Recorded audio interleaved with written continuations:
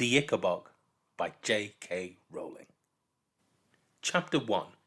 King Fred the Fearless. Once upon a time, there was a tiny country called Cornucopia, which had been ruled for centuries by a long line of fair-haired kings. The king at the time at which I write was called King Fred the Fearless.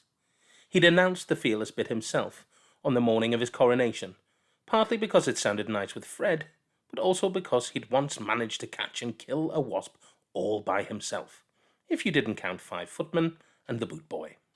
King Fred the Fearless came to the throne on a huge wave of popularity. He had lovely yellow curls, fine sweeping moustaches, and looked magnificent in the tight breeches, velvet doublets, and ruffled shirts that rich men wore at the time. Fred was said to be generous, smiled and waved when anyone caught sight of him, and looked awfully handsome in the portraits that were distributed throughout the kingdom to be hung in town halls. The people of Cornucopia were most happy with their new king, and many thought he'd end up being even better at the job than his father, Richard the Righteous, whose teeth, though nobody liked to mention it at the time, were rather crooked. King Fred was secretly relieved to find out how easy it was to rule Cornucopia. In fact, the country seemed to run itself. Nearly everybody had lots of food, the merchants made pots of gold, and Fred's advisors took care of any little problem that arose. All that was left for Fred to do was beam at his subjects whenever he went out in his carriage, and go hunting 5 times a week with his 2 best friends, Lord Spittleworth and Lord Flapoon. Spittleworth and Flapoon had large estates of their own in the country, but they found it much cheaper and more amusing to live at the palace with the king, eating his food, hunting his stags, and making sure that the king didn't get too fond of any of the beautiful ladies at court. They had no wish to see Fred married, because a queen might spoil all their fun. For a time, Fred had seemed to rather like Lady Eslander, who was as dark and beautiful as Fred was fair and handsome. But Spittleworth had persuaded Fred that she was far too serious and bookish for the country to love her as a queen. Fred didn't know that Lord Spittleworth had a grudge against Lady Eslander. He'd once asked her to marry him, but she turned him down. Lord Spittleworth was very thin, cunning, and clever. His friend Flapoon was ruddy-faced and so enormous that it required 6 men to heave him onto his massive chestnut horse. Though not as clever as Spittleworth, Flapoon was still far sharper than the king. Both lords were experts at flattery, and pretending to be astonished by how good Fred was at everything from riding to tiddlywinks. If Spittleworth had a particular talent, it was persuading the king to do things that suited Spittleworth, and if Flapoon had a gift, it was for convincing the king that nobody on earth was as loyal to the king as his 2 best friends. Fred thought that Spittleworth and Flapoon were jolly good chaps. They urged him to hold fancy parties, elaborate picnics, and sumptuous banquets, because Cornucopia was famous far beyond its borders for its food. Each of its cities was known for a different kind, and each was the very best in the world.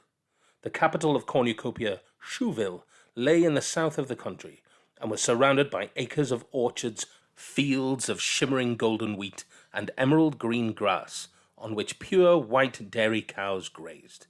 The cream, flour, and fruit produced by the farmers here was then given to the exceptional bakers of Chouville, who made pastries.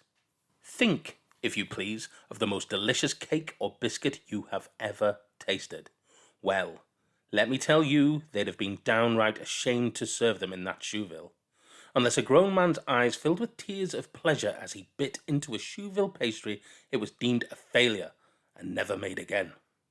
The bakery windows of Chouville were piled high with delicacies such as maidens' dreams, fairies' cradles, and most of all, hopes of heaven, which were so exquisitely, painfully delicious that they were saved for special occasions, and everybody cried for joy when they ate them. King Porphyrio of the neighbouring Pluritania had already sent King Fred a letter, offering him the choice of any of his daughter's hands in marriage, in exchange for a lifetime supply of hopes of heaven. But Spittleworth had advised Fred to laugh in the face of the Pluritanian ambassador's face. "His daughters are nowhere near pretty enough to exchange for hopes of heaven, sire," said Spittleworth. To the north of Shoeville lay more green fields and clear, sparkling rivers where jet-black cows and happy pink pigs were raised. These, in turn, served the twin cities of Kurdsburg and Baronstown, which were separated from each other by an arcing stone bridge over the main river of Cornucopia, the Flumer, where brightly coloured barges bore goods from one end of the kingdom to the other. Kurdsburg was famous for its cheeses. Huge white wheels, dense orange cannonballs, big, crumbly, blue-veined barrels, and little baby cream cheeses smoother than velvet. Baronstown was celebrated for its smoked and honey-roasted hams, its sides of bacon, its spicy sausages, its melting beefsteaks, and its venison pies. The savoury fumes rising from the chimneys of the red brick Baronstown stoves mingled with the odorous tang wafting from the doorways of the Kurdsburg cheesemongers, and for 40 miles all around it was impossible not to salivate, breathing in the delicious air. A few hours north of Kurdsburg and Baronstown, you came upon acres of vineyards bearing grapes as large as eggs, each of them ripe and sweet and juicy. Journey onwards for the rest of the day, and you reach the granite city of Jeroboam, famous for its wines. They said of the Jeroboam air that you could get tipsy simply walking its streets.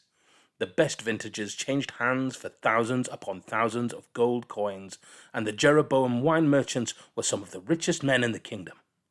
But a little north of Jeroboam, a strange thing happened. It was as though the magically rich land of Cornucopia had exhausted itself by producing the best grass, the best fruit, and the best wheat in the world. Right at the northern tip came the place known as the marshlands, and the only things that grew there were some tasteless rubbery mushrooms and thin dry grass, only good enough to feed a few mangy sheep.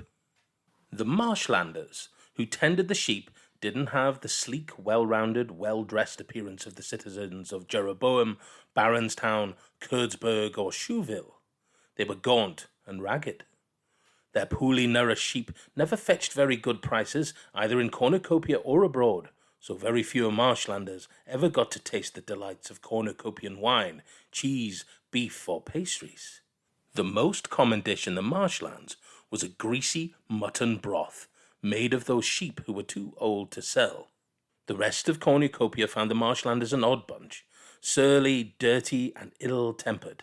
They had rough voices, which the other Cornucopians imitated, making them sound like hoarse old sheep.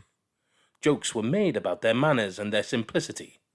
As far as the rest of Cornucopia was concerned, the only memorable thing that had ever come out of the marshlands was the legend of the Ickabog.